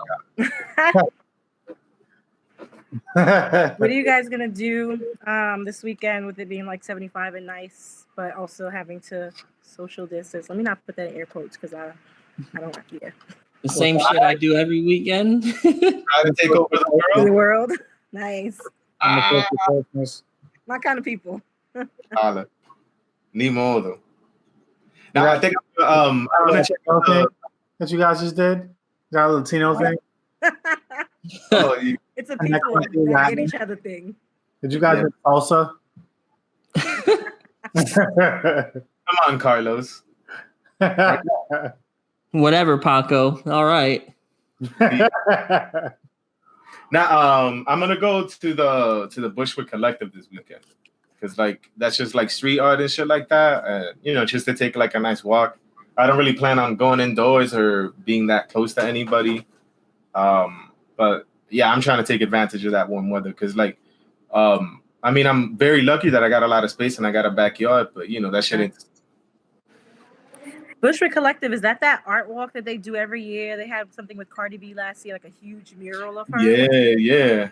Oh. They got a bunch of dope art, and it's always changing. I definitely recommend checking that out. Yo, put that in the book, bro. No, seriously. They actually have a lot of artists that align. Thank you. See? Now I'll probably do it tomorrow because they actually got I think they got like a few bars out there that don't even have names. Like, and that's kind of like the point. You're not supposed to know the name. You're just supposed to let go. But it's a pretty dope area, and the art is always changing. And the thing that's kind of upsetting it now is that I kind of saw, and it doesn't, it's kind of like not surprising, but kind of the way people have commercialized like street artwork, where before it was really like an expression of like culture, whatever, in the neighborhood. But like now they kind of taken that style and they put up like advertisement for like coconut water. I know exactly what you're talking about. Yeah. I saw that picture and I was like, it breaks my heart. It looks so dope, but I'm so upset. It looked good, but I was like, wait, this is an advertisement. Ugh. That's always gonna happen because it's like you have artists, but like artists want to get paid too. Right. Yeah, I know. And like no one wants to pay for art, so they're like, fuck it, I'm gonna sell my soul to Coke. Pun intended. Or coconut water. Yeah, that. But I'm pretty sure even that company, they're probably owned by like PepsiCo or some shit. Like it's crazy how many of the brands that we think are like different are owned by the same people. Like we think they're competitive. McDonald's. The same 3 people. Yeah. Yeah. What do you got planned this weekend? I'm probably gonna go to Bushwick Collective now that you said it. Dope. Besides that, I just knew I wanted to be out. I'm probably gonna do something that involves me being out, walking and drinking something discreetly. Hey, nice. Yeah, that's it. I like once it gets warm, you're really hard pressed to keep me inside. Oh, that's the one purchase that I wanted to make. I bike, so my bike. I had a bike accident in October, so my bike was totaled. What? I have You to can get hit a up new the bike? one. Yeah, no bike right now, man. I know. I'm an avid bike rider, and I got a torn rotator cuff because of it. But I'm still getting my bike. I just have to find a new one. You're So not scared? Like shit. no, I'm I'm not. pussy, man. I would not ride a bike in fucking New York. Damn, Jose, you're trying to discourage her. You're trying to have her do People ask me PTSD. that. I'm trying on to save her the life, podcast, man. She just said she You got totals smacked off your bike. who totals a fucking bike and that she ripped her shoulder off and that she Right. has that like Frankenstein. She got fucking punted, bro. So I'm trying to save her. Damn, bro. Like Full Metal Alchemist. Biking is like a way of life for me. Literally, it's like the only workout that I actually enjoy besides dancing. So it's the only way that I stay in shape. But even outside of that, I just feel so good when I can just get up and go on my bike. I've gotten faster. I got into Manhattan faster on my bike than I had to have on an MTA many times. And yeah, I need to ride. So I'm gonna be back on my bike. Have you ever hit Like that lane shit? somebody? You said dancing, like, honestly, I do all kinds of dance, whatever. It's like they have this place is called Fit for Dance, and they have like Puerto Rican rumba and like some kind of Haitian dance, or whatever kind of dancing, like twerking, whatever. Like I just like to dance. Have you guys been to any live parties? Hey. I saw the Aventura one and a few. The one on Facebook? I missed it, bro. The Miller Lite commercial, the Oh, 45-minute Miller Lite commercial. That shit was too short. You saw the Aventura one? I missed it. I'm going to the Nelly and Ludacris one tomorrow. And I went to the Erykah Badu one last week. Yeah, Erykah Badu was lit. I had like some candles. It was still light out, but then I had some candles. I had a little moment with my boyfriend. Just like, yeah, it was a whole vibe. So this weekend, I'm going to drop down and give my eagle on, some Nelly. Yo, that Nelly Ludacris drink on. Oh, I'm having a Zoom party tomorrow if you guys want to come. I forgot. What's the theme? You guys are invited. You just show up as is. Dress up. Oh, yo, we should have a theme. That shit would be fucking hilarious. Just fucking get dressed up and just fucking get drunk. Well, if you're not doing anything at 7, aside from watching the Nelly Ludacris battle, you can come to my party. Got it. Gotcha. What's the dress code? There's going to be people there, so if you want to look stupid, by any means. But yeah, pull up. Have you got Eboy and Jose? You guys haven't been looking at the battles or anything. You haven't done anything culturally connecting. I saw Awkward Black Girl and Insecure. That's not good enough. That's not. I saw Black Panther again. You watched Black Panther one more time? No, I didn't watch it. I'm just fucking lying. It's not a good. He's I even watched Black Panther. I almost watched that whole commercial of what's that garbage ass TV show, Black Enough, the shit on Netflix. Oh my god, let's not talk about that shit. No, again. we have to, please. Black as fuck. Holy fuck, because I couldn't. So I'm going through Netflix, right? And then, DK, he comes up to me and then he's like, yo, that fucking that trailer is trash. I bet you can't make it through the trailer. And I'm thinking to myself, who the fuck does he think I am? I can't make it through a minute and a half. And then I turned that shit off after 30 seconds. It was so bad. It was fucking horrible. I'll be honest with you. I thought I was going to hate that show and I loved it. And please do not judge me harshly. Can we kick her off? Can we mute her? No, I'm kidding. It's like some real, I don't know if y'all know Kirby Enthusiasm. Yeah. It's like that kind of humor. You just don't realize it until you watch. Like you have to get through the first 2 episodes to realize like that's what's happening. But after that, it's like super hilarious, like in a cringy way. Like they say certain things that you're like, ooh, that's a stereotype. But then at the end of every show, they kind of could give you historical context and that sort of thing. And that's what I really appreciate about it. They do, in my opinion, a pretty decent job of kind of addressing all of the things that were super cringy moments. And honestly, if you don't know, I think some of the history behind this stuff, you are gonna watch this and just be like, "Ooh, this show is just like making Black people look terrible." But I think if you like, even if you wait to the end and kind of start to learn some of the context, you might be able to look back and be like, "Oh, that makes sense. Now I understand like the intention around this joke and that joke." What I didn't like was the cast. The cast was all light-skinned people, and that's not okay. Kevin So, Backus, a lot of colorism. I like Dave. You guys watch Dave? No. Damn. No, what the fuck Who that watch is? what? Dave. That shit is funny. Oh, is that shit on Netflix? Hulu? Yeah, with Lil Dicky. I heard it's funny. I haven't watched Dave it. But is funny, bro. Dave is funny. I ain't like my. I watched Never Have I Ever. No one else? You're a woman. Whatever, man. I appreciate a female cast. Yeah, you have the Thank viewing you. habits of Thank like. you, DK. That was so That's why cool. I fucking like Insecure too. Insecure. Yo, you're, Yo, women of color are killing it, son. Like all the dope ass comedy shits, all the good shows out there, man. Is women put that shit on.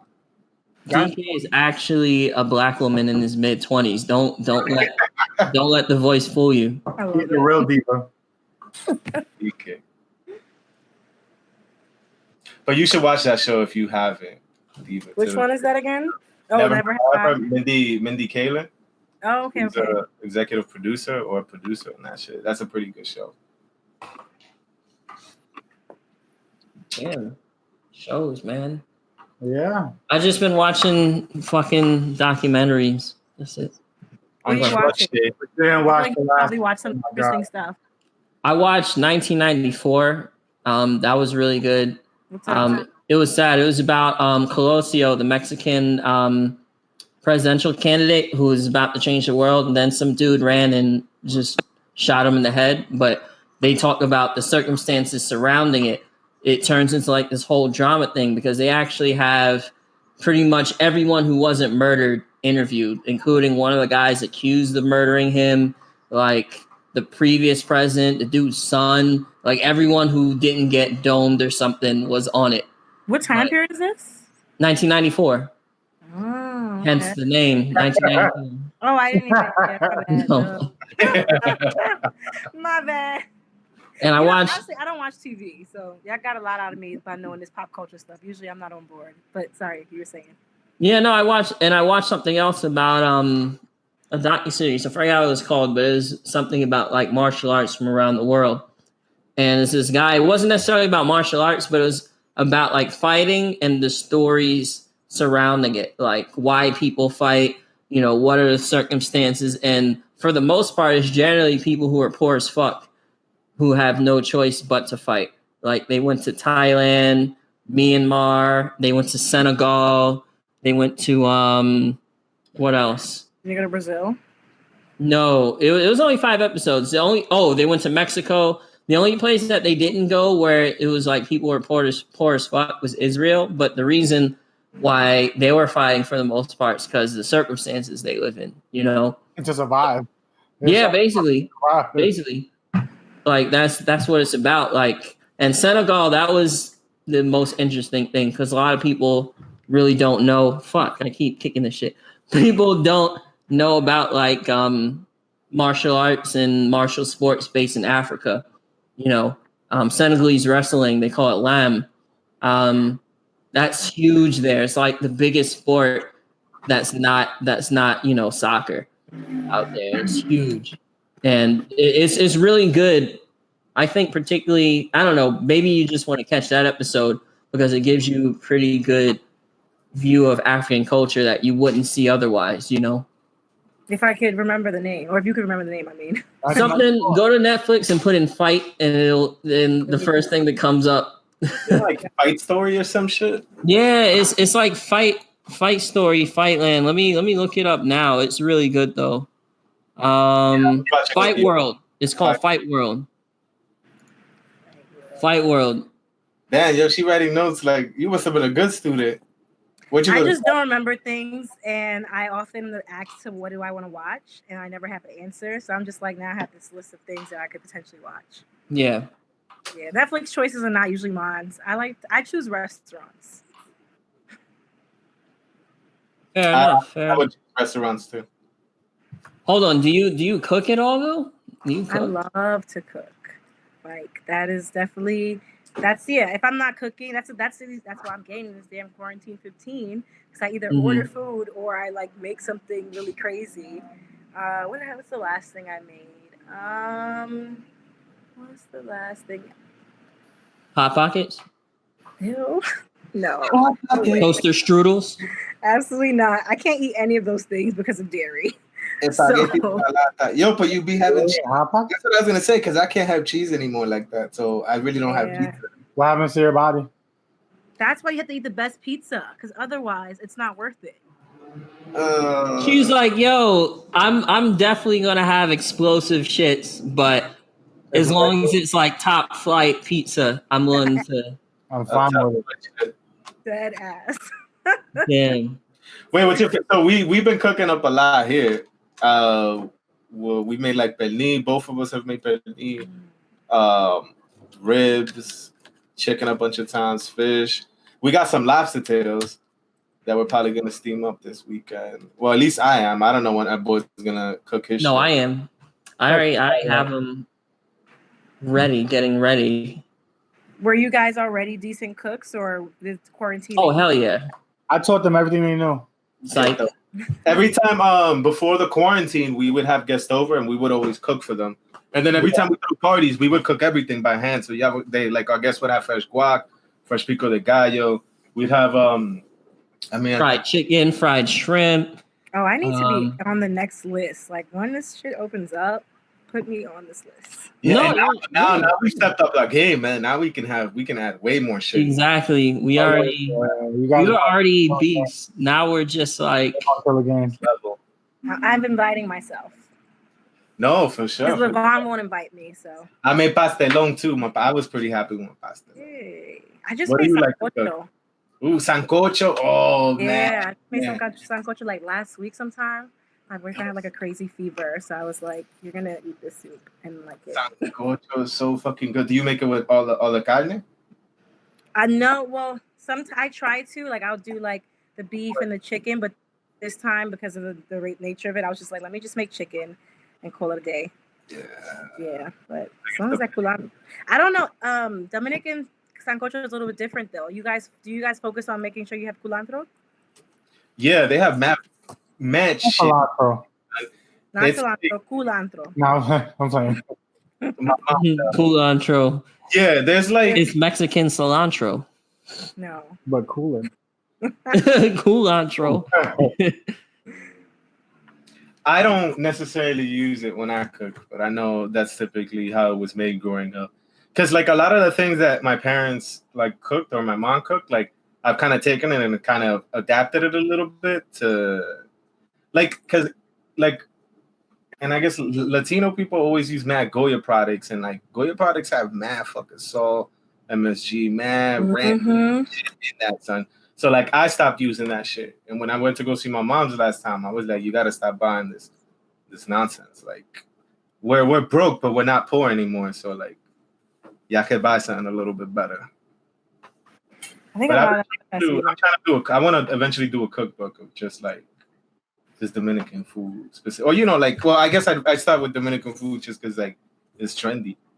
But just the idea of like doing a little cookbook is pretty dope. Is that gonna be a cookbook that you share with like friends or the world? Is this Just black people. I'm trying to make that. Just black people. Love it. You trying to Michael Jordan your shit? You just get money. I'm trying to get in that fucking I got your black book, son. I want to get in that green book. Let's talk. We definitely got to chat for sure. Sabor Dominicano. That's the thing. At some point. What was that? At some point, I'm gonna do like live cooking or something like Zoom. Again, we're traveling at home, so pick a food and maybe you can take me to DR with some food. Maybe we can organize or like even a recipe, something. We could figure it out. Yeah, there's mad easy shit. Well, there's mad stuff to cook that I can make look easy. I can't wait till COVID's over so we can do mad podcasts. Like we had a lot of shit lined up and it's fucking. It's shit, man. We adapt. I used to look forward to the Thursdays, bro. Yo, we used to get so fucked up. son. You used to get some. Now, who used to get fucked up? You were drunk enough, but I used to get mad fucked up. Mad fucked up. What is your, what do you indulge in? Drinking? Oh, On burgers, we yeah. ask the guests whatever they want, and then we provide it, and then we get bottles for ourselves. We get a case of beer and just kind of sit and talk. And then What if you're not a drinker? Huh? What if you're not a drinker? What if you like want to? Glad you I'll asked. give you Coke. I'm glad you asked. Tell her, DK. I'm a fan of I partake in the herb. So yeah, I smoke you up. I smoke up whichever guest wants to smoke. Yeah, I hate it. Yeah, I would have to do that. I'm intentionally waited to partake in any of my weekend relaxing activities so I can be really present for you guys. So as soon as I close this call, you can smoke on the call with DK. Honestly, you just got before. We'll just stop recording. You say we should start recording? Yeah. I've smoked. Well, unfortunately, I'm still at home and living with Caribbean parents. So, yeah, that's when I go to the roof. That's why you go on the roof. So you can smoke. Hey, mom, she's smoking. No. Well, no, I don't hide my stuff. I just be respectful about where I do it. Yeah, respect, Fab. You ever heard of that, Louis? Respect. RESPECT. Never heard of it. UNITY.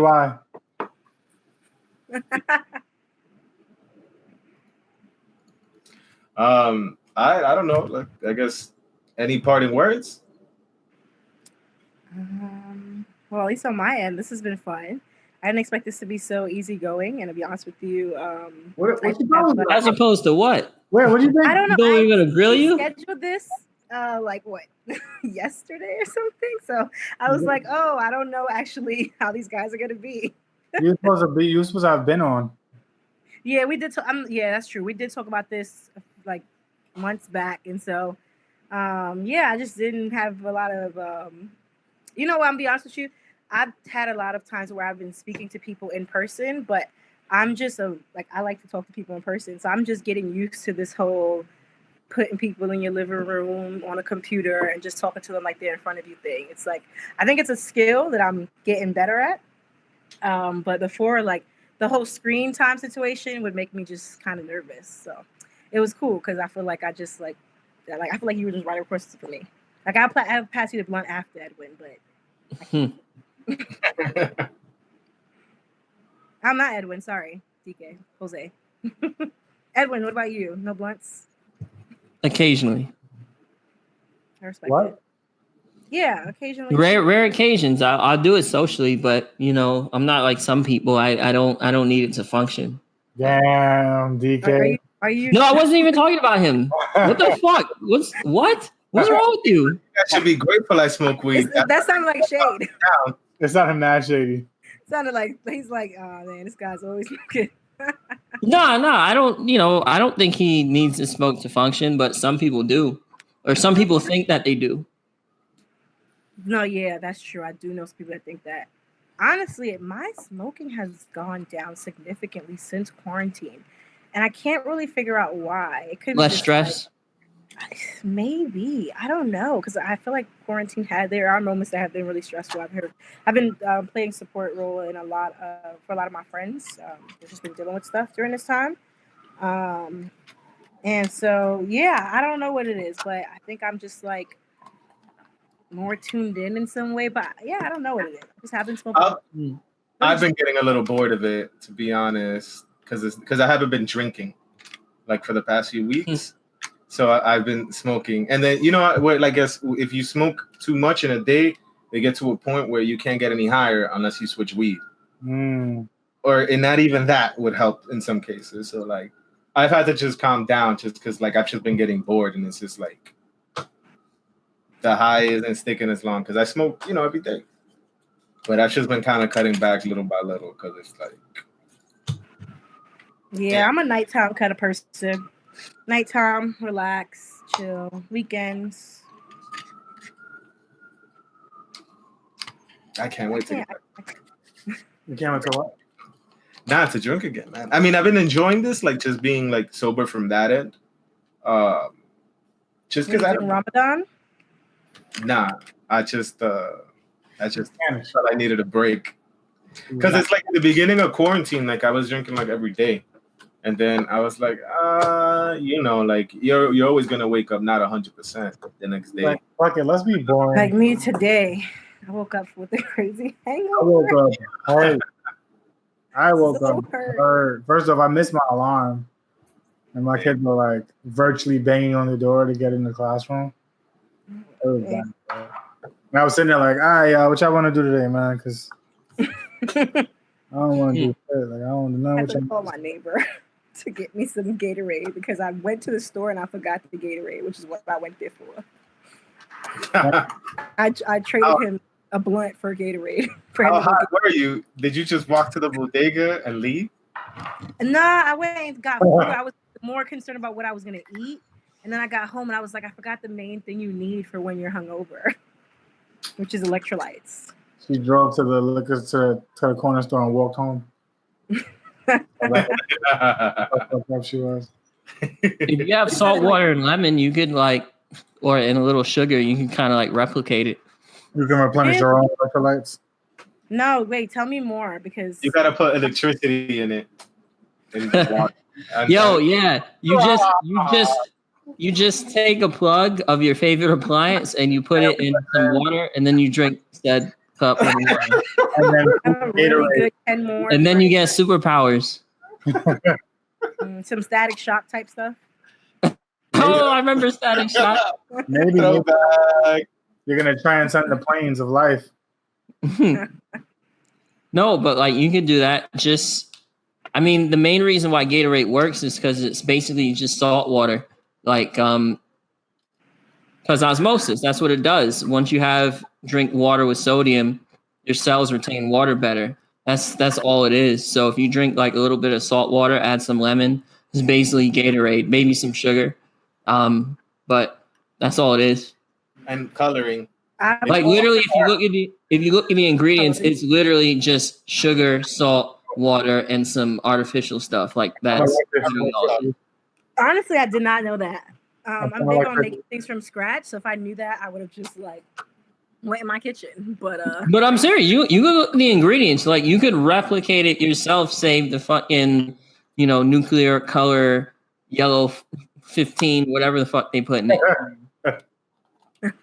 I got some red food coloring from when I made a red velvet cake, so I could probably really make this a thing. You actually could. That's the best flavor too. Nah, blue is the only one I can drink, to be honest. Whoa, what? Blue is the only one that you don't drink. I can only drink blue. Blue is the only one I could drink. I could drink the red. I could drink the orange. Lemon is the best. It's the one that's on all the commercials. No one drinks the fucking blue. That's Powerade.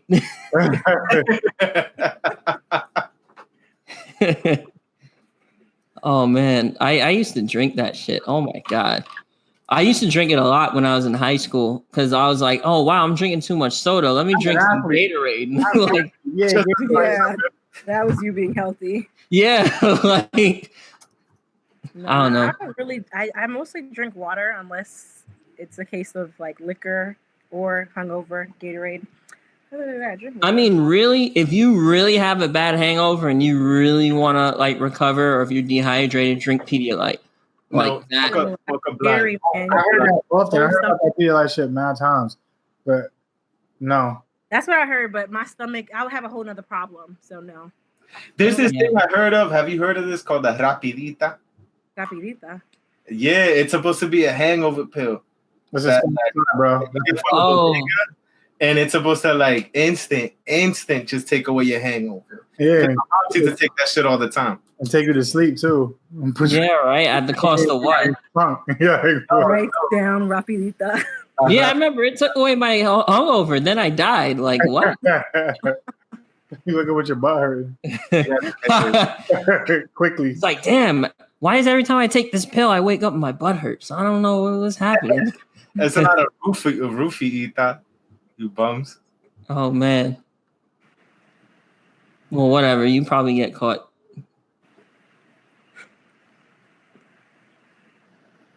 Because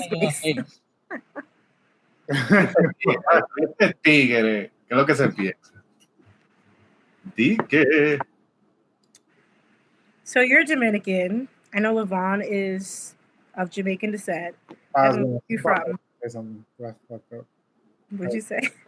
I was gonna cut you off and give a false nationality, but can't Ed- think of- He's Edwin's like, yo, I'm from Uzbekistan, huh? yeah, You said what? where you from, that boy? Where Dominican. am I from? Take a guess. Well, I feel like you may possibly Man. be Latinx just because I think that Jose was speaking to you in Spanish. That's really why I asked this question. But otherwise, then I Okay. just get like some kind of African American from somewhere. When the fuck did Jose speak to you in Spanish? Yeah, that's what I want to know. No, maybe he was talking to me, but I've Yeah, I trained. don't- They know what I said. They know what I'm saying. In this American household, we speak American. We don't speak- Exactly, bro. I don't speak that Chipotle shit, bro. Get that out of here. Come on. yes, I go for African American. Put that shit back over the border. Yeah. I haven't been to Taco Bell in mad long, bro. Come on. No, I'm kidding. Gotta save that off the episode. We going. Like, I don't have a Chihuahua. Like, what? Tú no See a quieres- sombrero on my head? So fucking sombrero on my head. Oh man. Sombrero, Wow. Okay. Fucking poncho on my back. Why the fuck would I speak that shit? Gosh, you degenerate. Where'd Yeah. you tell me you were from, that boy? Nah, I was born in the US, man. Yo. That's I got one. Bald eagles, you know. Bald eagles. The dollar Bald eagles, you know, Republican Party. You know what I'm saying? A real American. Oh, fight for the rights of yo, Hulk Hogan, yup. Super American. Terrible. You know, it's funny enough, Hulk Hogan, he's Panamanian. So he is. No, I'm serious, he is. It's not a joke. That is not a real fact. No, all right, wiki him right now. I'm dead serious. I have to. I'm super serious. Why is that so random, bro? Because why would he be like something America? He's Latino, bro. No, he is French, Italian, Italian. Canadian, and Scottish. Oh my God, get the fuck out of here. He's like that white girl politician that says she's 1% Native American. That doesn't count. Bro, his real mom name was is born in Panama. His real name is Terry shit. Bollea. Come on. It counts. His real name is Hulkcito Hulkonito. He's Panamanian. Oh, see.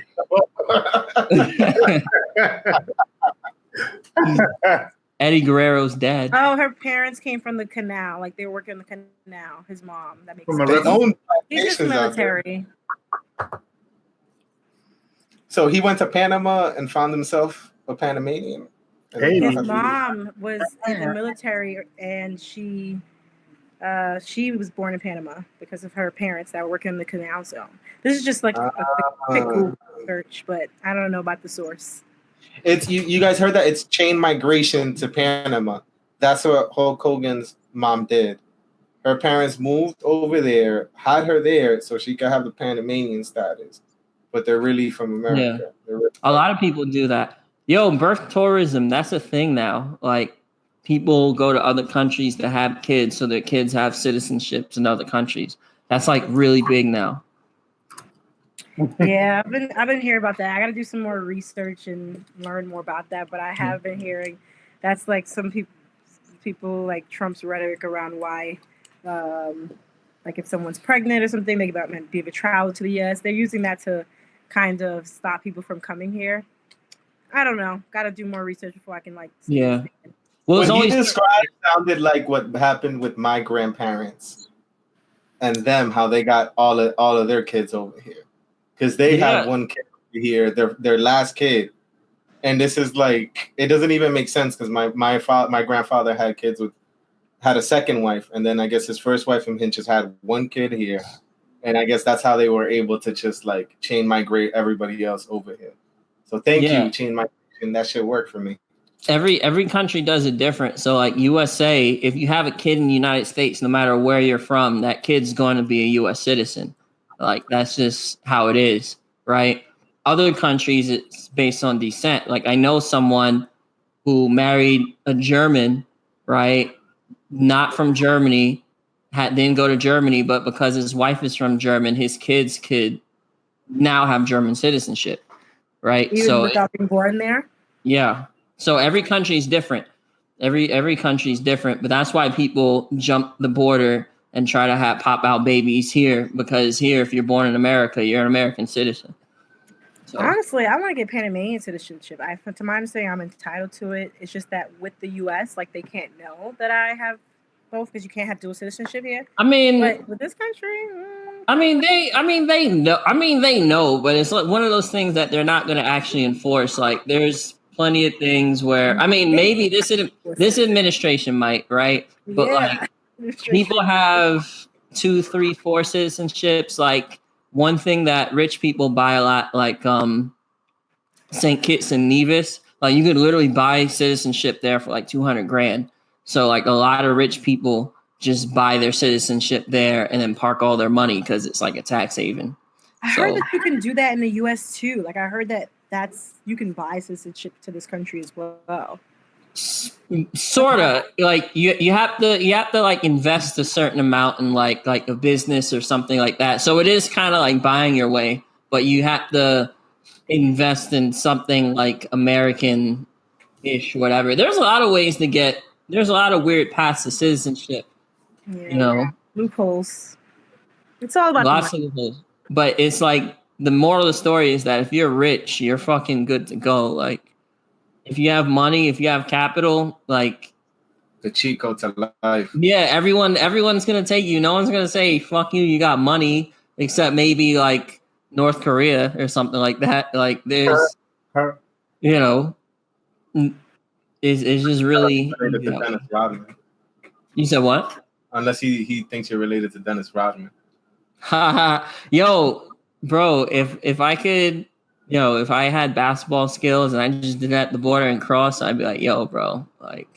You guys, if you got a nose ring and dyed your hair blonde or whatever color, he think you're.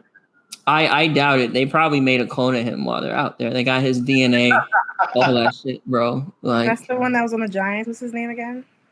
He's in Cleveland now. Is that who you talking about? No. What's his name? Oh, Odell Beckham. Oh yeah, him.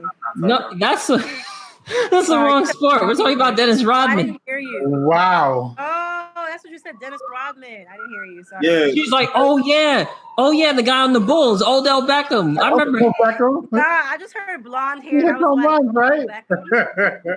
It's the great leader is a big fan of Dennis Rodman. Yeah, he didn't give a fuck. He's a huge fan of basketball. Like Kim Jong-il, his father, his favorite athlete was Michael Jordan. Like Hillary Clinton gave him a signed Michael Jordan basketball, like as like a peace offering years ago. Like there's a lot of weird shit about that family. Michael Jordan ain't found that shit. Like his dad was like the big. You said what? No, you were saying sorry. No, I was saying that his dad was the biggest single consumer of like Hennessy in the world. Wow. Like a lot of weird shit. Consumer of no. Like his favorite movie was fucking Rambo First Blood, and it's just like the Rambo series is basically him killing Asians. It's weird. That's some real self-hating stuff. No, I just think he's Kim Jong-il. He can like wherever the fuck he wants. Who's gonna tell him no? Like, you might pull your head off. Oh, I didn't know you had hair. Who, like me? This hair, it's like long. You thought I was bald? No, I didn't realize it was that much hair. Yeah, my hair. I look like he's a pro wrestler. Yeah, I wet my hair a little earlier today because it's so fucking hot. That shit gets annoying, man, because it gets tangled now.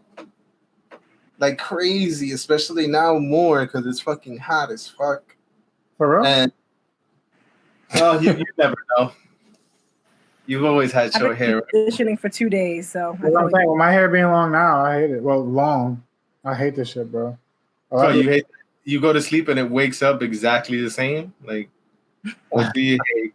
What do you hate? I play with it OD though. No homo. How? What, my hair? Like this? Like that? Yeah, I remember when I was growing my hair and it first started hitting my ears, like it would bother the fuck out of me. And I would think bro, me too. And then when it hit my shoulders, that was the same exact shit. I was like, what the fuck? I always thought, What is this? It's like, what's on my shoulder? a fucking bug, yo. It really, like, you had to get used to that shit. But I've been going there for like almost going 4 years now. Nice. I'm never going back, man. I got to put to that the Diva game, not Diva Curl. They out of here. But I got into the good curly hair brands, and now there's no going back. Yeah. Once you get the products that you need, life changes. Yeah. I had mad problems with that shit just growing up. And it's just like, I almost gave up. And then coconut oil cured Major me. key. Yes. And then that was game changer. That changed the whole game. And now they ain't ready for me. I'm about to charge my laptop. Yvonne, do you have any tips for how to keep your hair on fleek? My hair's not on fleek. Sorry. I just was hoping that you might have something for your past life. Edwin? Wow. That just sounded like a call out. He's like, yeah, how do you keep your hair on? Oh, yeah, that's right. You don't. No. He called himself out. No, I just get my hair cut. I just go to the barber. I use. How are you doing now? Huh? You're getting haircuts during quarantine? Yeah, I get virtual haircuts over Zoom. Nice. No, I mean, I just keep it oiled, pick it out. That's pretty much it. So I can give you a shape up if you want. No, I'm good. I'm all right. Yeah, but Dominicans is good. They're the best at giving shape ups. Come on, man. Yeah, the ones that cut hair, not you. It's in my blood, bro. I guarantee you that shit. No, that's not a thing, bro. All I see is how much better I can make your hairline every time. That's not a thing. It's in my blood. No. You know how some people see sound, right? See sound, like Kanye says he sees sound as like colors. I see hairlines as colors. I see like there's a mesh, like a little grid around your forehead. Word. And I see it every time I look at people. Okay. So you'll never cut my hair, but I guess you'll never look amazing. Okay. I'll give you a blowout and I'll make you look Dominican. Oh God. Hey boy, your hair's not like growing. Like how has it been growing? Because you usually have more hair than me, even with a haircut. So how is your hair? No, it's growing, but I just didn't pick it out. So it's compact right now, but it's definitely growing. My shit. This is annoying. It's high. I look like a. You know when the white people be like, "Yo, I got a black friend," they point at me like that's the kind of hair I got. I'm like, yeah, I got black friends, and they point at a nigga who look just like me.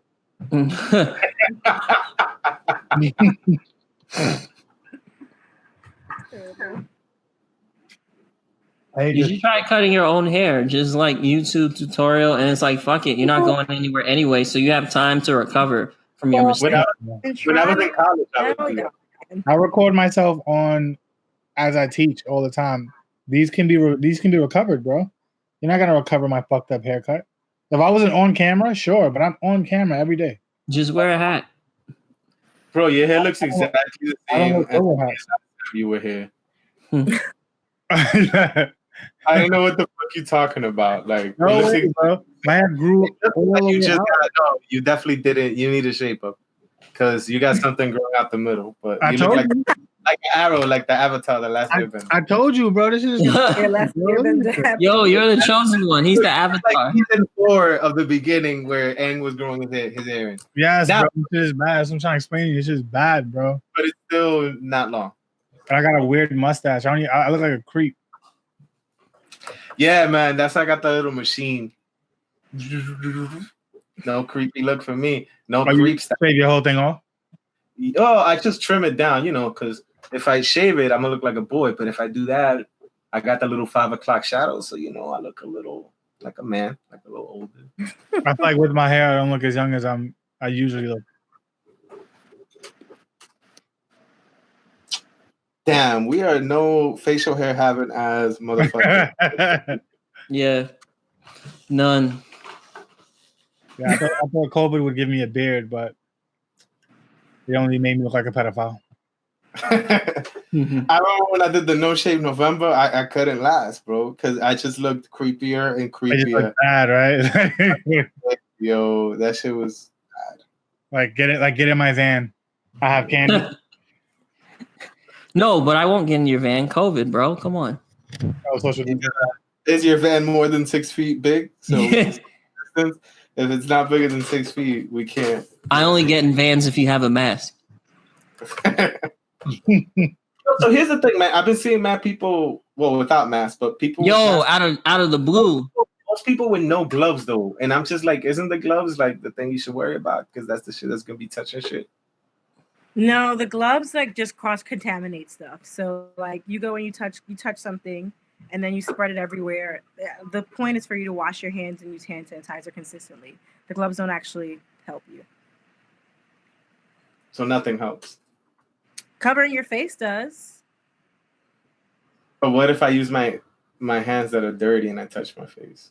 I mean, then you're just gonna be an idiot because the point is for you to wash your hands. People weren't washing their hands after using the bathroom, so I don't know if I expect them to wash their hands now.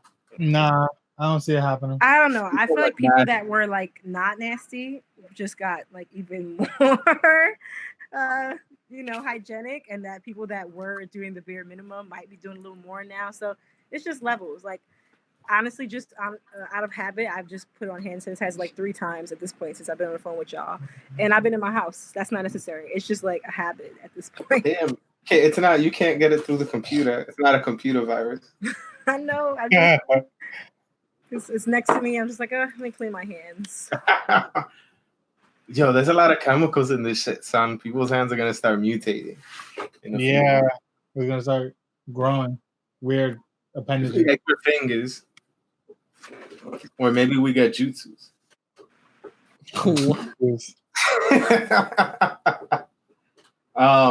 Yeah, man. So it's been real. I'm about to go and enjoy that. Cliffs. Oh yeah. All right. This is the base. I'm Diva Green, founder of I Got Your Black. You can find me on Instagram at IGotYourBlack_. Website is IGotYourBlack.co. Find us all where people are on social media and download the Afro Latinx Guide to New York City. I got your black shirt. Hey. LO__G. DK. Head boy. That's the day.